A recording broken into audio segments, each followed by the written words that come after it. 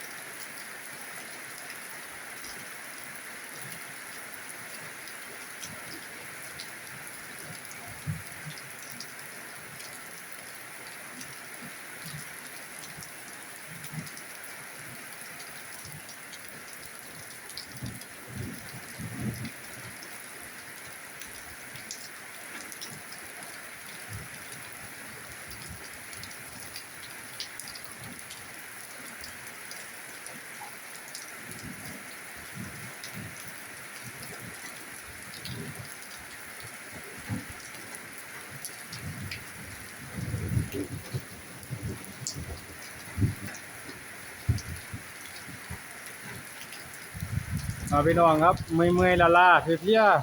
ๆมาชมบรรยากาศฝนตกเพื่อช่วยผ่อนคลายสมองทั้งกันครับพี่น้อง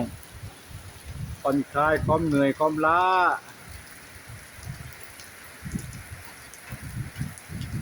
โอ้ยืนอยู่ประตูข้างบ้านแล้วพี่น้องครับไอฝนประทะตูเย็นสบายนี่ครับพี่น้องมีแห้งดี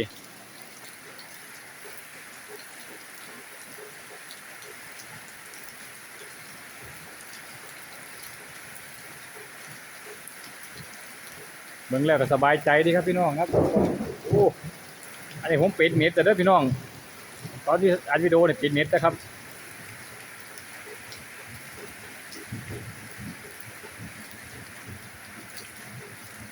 ปลอดโปร่งโล่งสบายดีพี่น้องครับ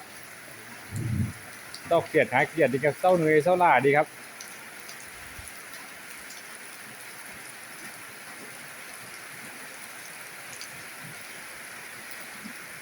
เบิ่งทางดินสมัยเก่าพี่น้องเบิ่งทางดินสมัยนี้เดี๋ยวนี้บ่มีแล้วบ้างครับทางดินแบบนี้เบิดยุคเบิดสมัยไปแล้วมั้ง